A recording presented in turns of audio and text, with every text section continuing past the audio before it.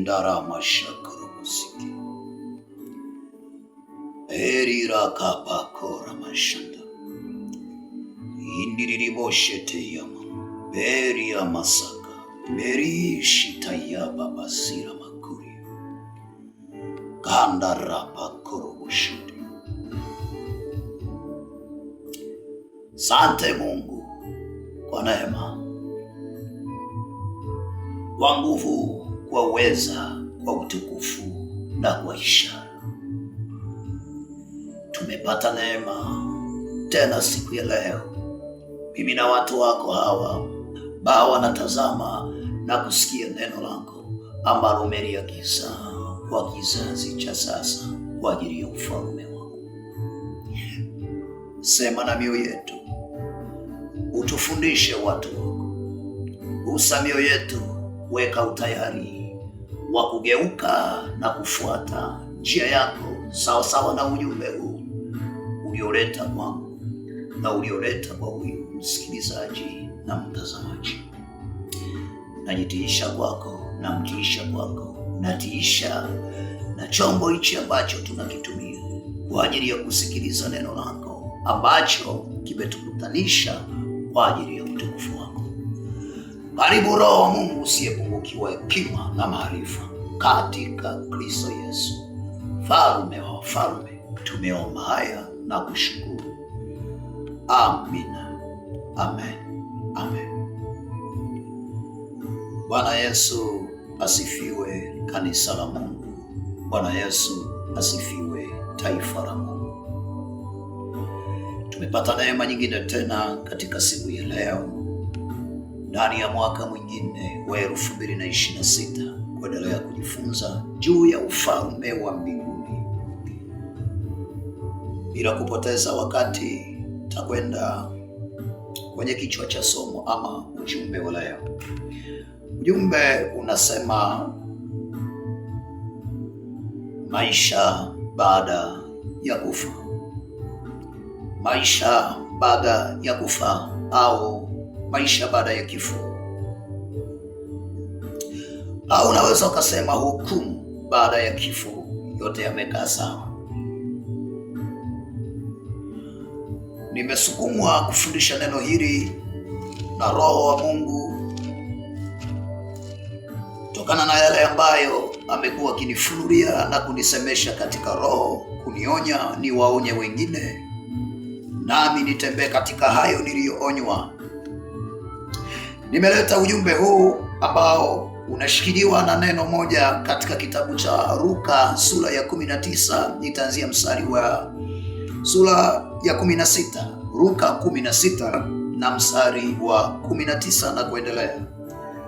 Biblia inasema, akasema, palikuwa na mtu mmoja tajiri aliyevaa nguo za rangi ya zambarau na kitani safi, na kula siku zote kwa nasa, na maskini mmoja jina lake Lazaro wekwa mlangoni pake, ana vidonda vingi, naye alikuwa akitamani kushibishwa kwa makombo yaliyoanguka katika meza ya yule tajiri.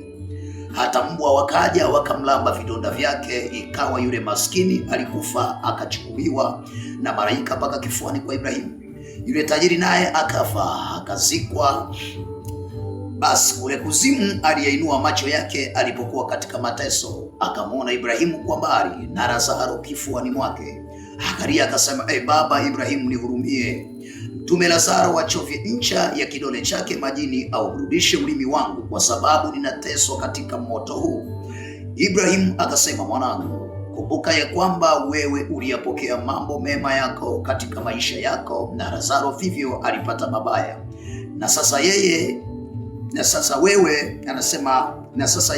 anafarijiwa na wewe unaumizwa. Zaidi ya hayo, kati yetu sisi na ninyi kumewekwa shimo kubwa, ili wale watakao kutoka huku kwenda kwenu wasiweze, wala wa kwenu wasivuke kuja kwetu.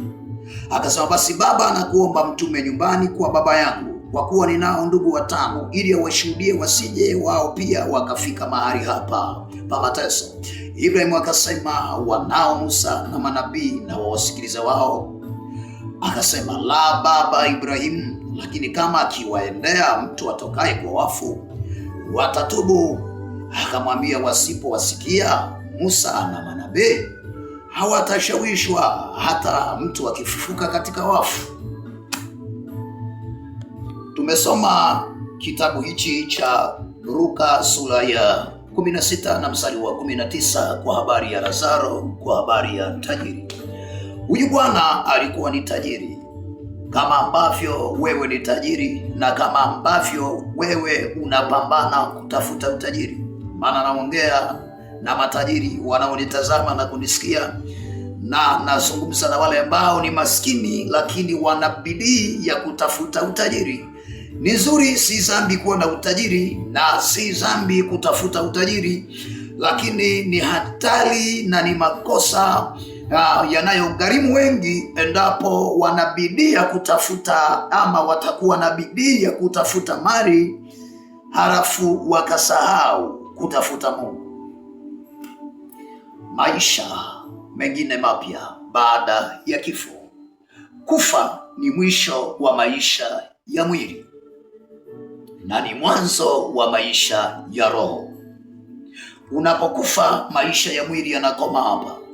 Kwa lugha nyepesi, tatumia lugha moja. Unapotoka ulipo, unakwenda ndani, unasema acha nivue haya mavazi nibadilishe mavazi mengine. Ndiyo sawasawa na kifo. Kufa ni sawasawa na kubadilisha mavazi.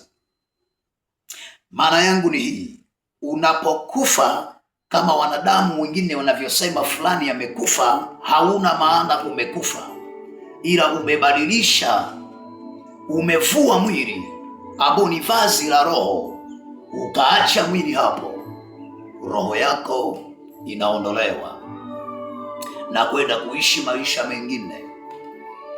Kwa hiyo mtu anapokufa mwili hajafa kama wengi tunavyojua amekufa, isipokuwa amevua vazi ambalo ni mwili wake, ameenda kuishi maisha mengine ambayo haruhusiwi kwenda na mwili huu. Na kwa imani nyingi potofu, walio wengi wamesema ukifa, ni imani potofu. Wanasema ukifa unavaa mwili mwingine, unaweza kwenda China kuishi, unaweza kwenda Marekani kuishi. Nafikiri Biblia tumeisoma, umesikia namna ilivyoeleza. Wengine wana imani potofu ya namna hii kwamba ukifa ni maskini, unafungua mlango wa kwenda kuzaliwa eneo lingine, lakini saa hiyo unakwenda kuzaliwa eneo lingine, uzaliwi kama mwanadamu, yani unazaliwa ukiwa mbwa ama mnyama kama umekufa maskini. Ila ukifa tajiri, unabebeshwa imani na kuaminishwa ya kwamba una uwezo wa kwenda kuzaliwa sehemu nyingine ukiwa na maisha safi. Nayo ni imani, lakini si imani sahihi, na imewabeba wengi, na wengi wanaishi kwenye maisha ya dhambi wakiamini ya kwamba